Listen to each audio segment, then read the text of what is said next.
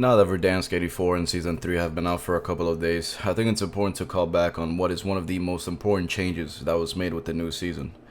That is the intro cutscene that plays every time you drop into the map.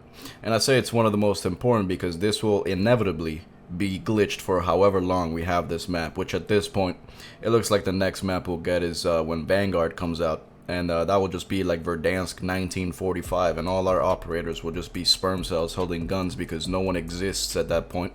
So the original Verdansk intro cutscene was glitched since day one of the beta, and it never got fixed. So I wanted to rank the glitches on this new Verdansk because I'll be seeing them for a while, so might as well.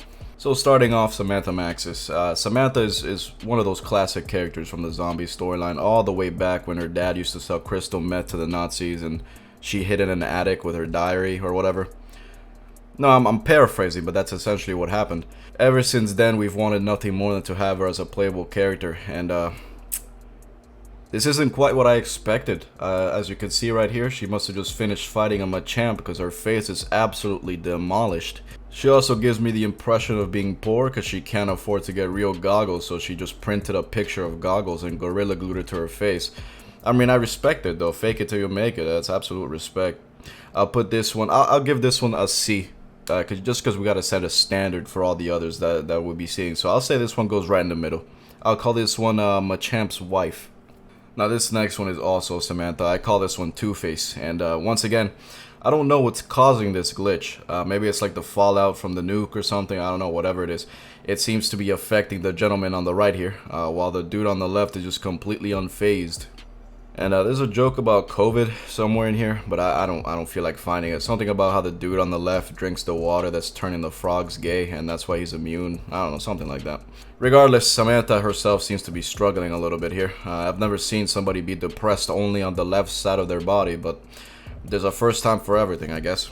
And that's her left side, by the way. The left side of her body is figuring out how to pay the rent, while the right side is spring breaking in Cancun, got her toes in the sand, just living her best life.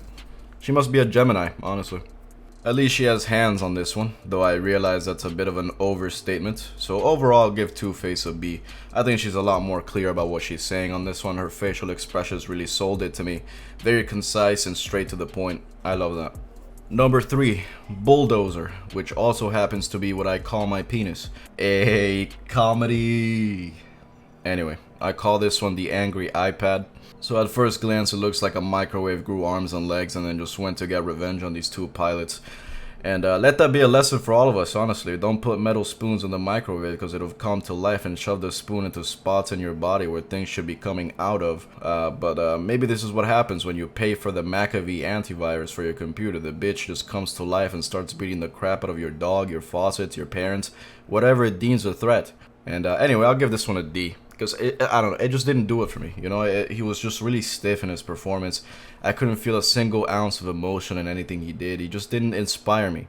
And to display just how angry it made me, here's a clip where I take out these poor kids trying to do the hunt for Adler quest. But listen, if I can't find Adler, no one else will. Next up is Cold War Woods. Now, this is the rebooted Woods, which means this is the Woods who famously said he sexually identifies as an onion. Now, there's nothing wrong with that. I just don't think he really belongs in this kind of space. Personally, I think this new Woods would be great in, say, Camp Laszlo, perhaps Chowder, maybe Adventure Time, just not in Call of Duty. And once you see this, I'm sure you'd agree. So just a couple of things. For a second, I thought I popped in my copy of Metal Gear Solid 1, and Psycho Mantis was about to tell me to beat my meat in order to continue with the game. And that's scary, because I already met my quota for the day, so I'm not really sure I can do another one, but... Also, ladies and gentlemen, as you can see by the area around his eyes, I play with ray tracing on to ensure that my graphics settings are always absolutely maxed. I bought an expensive GPU to have all my games look their best, so it's only natural you'll see that here. And then something about his lips looking like a pencil eraser.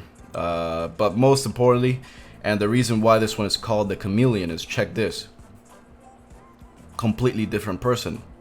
At first glance, I thought it was Solid Snake, but no, upon further inspection, we find that it is indeed Pablo Escobar dropping into Verdansk, ladies and gentlemen. The collaboration you never thought possible, but here it is. And for that, honest, that's the straight into the A tier, ladies and gentlemen. This is a personal hero of mine, so it's absolutely a no-brainer. Only top class for someone like this. This next one is Woods also. Only this Woods looks infinitely better than the other one. Only problem is he's balding. I don't know if that's like in the lore, if that's canon, but he's been balding since I got him, so I'm not too sure what to make of that.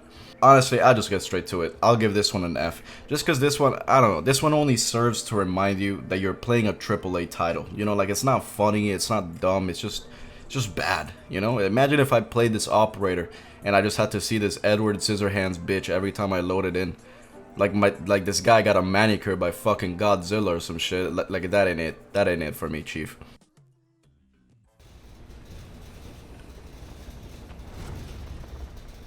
Wait, what?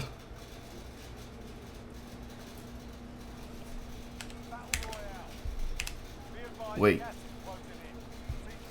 Oh, the no cutscene. Oh, that's an S. Instant S. I don't even have to think about it. Put it up there. It's not even close, honestly. It's by far the best one. Literally the best one. The no cutscene, the black screen. Beautiful. Absolutely beautiful. So Alex was released in Season 3. And I remember everyone was super hyped because there had been these theories that he wasn't dead after that campaign. And then when Season 3 came out and we saw Alex was the operator, he had a mask on. Now our first thought was, oh, maybe he was disfigured in the explosion or hiding his identity from the government. Something, you know, lore relevant. But no, once you played through 100 tiers of the battle pass or paid for them, you got Alex just without a mask. So you can imagine why I called this one lore accurate Alex.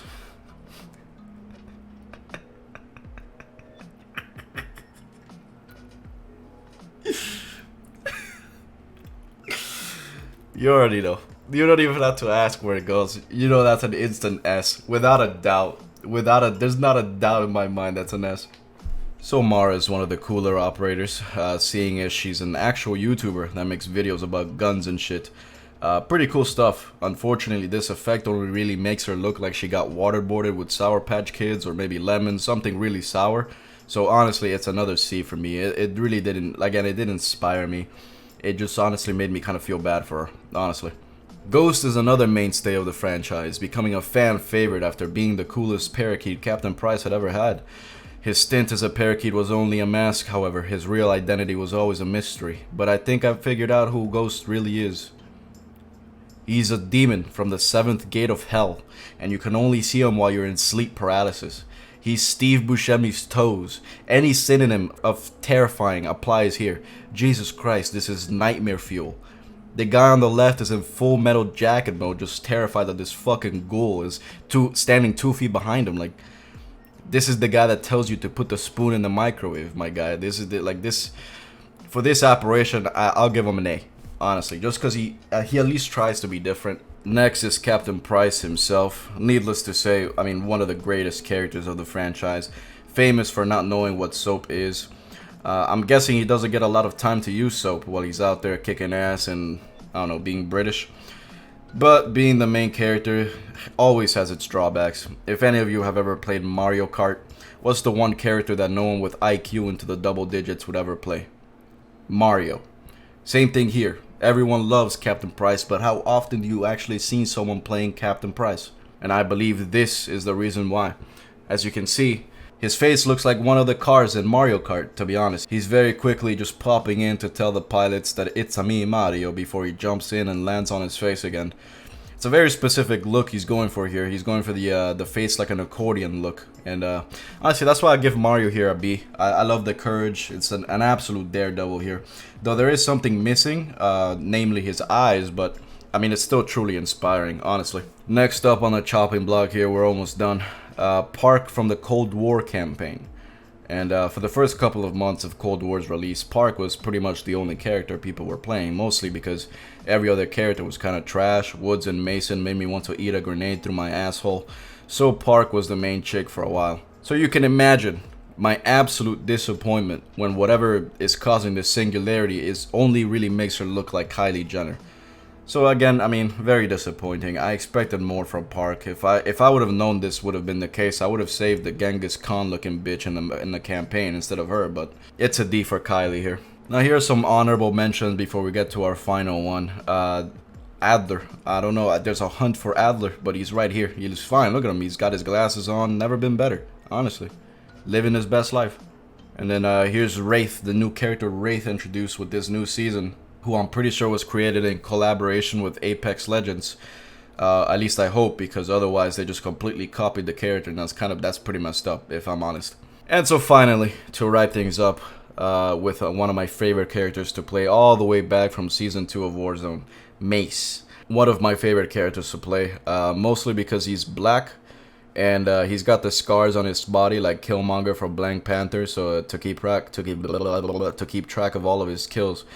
So this guy, I mean, it's just cool as hell. If you happen to walk into like a bowling alley and you see this darker gentleman staring at you, as he is right here, really the only option left is to exit the bowling alley. You just have like a mutual understanding that it belongs to him now. You know, everything in there, the shoes, the food, the water fountains, it all belongs to him. Also, if I'm hungry and I'm doing like some grocery shopping and I see this guy in the frozen food section, like how could I be sure that he won't grab a fish and beat the stuffing out of me with it? I mean, first off, if I just looked at his face, right, which I mean, this is a face that only a mother could love. That means just right off the bat, my appetite is gone. So there's no real need for me to stay in the store. Might as well just get it back in my car and, I don't know, drive it into a fucking lake, I guess, because I'll never feel safe again. Honestly, the terror of the deep found my ass. So in order to appease him, I'm gonna just go ahead and give him an S here. Really solid stuff. Had me on the edge of my seat from minute one. Incredible. Anyway, that does it for this video. There's like 20 more operators, but I honestly don't feel like going through all of that. This would be like a 30-minute video if I did.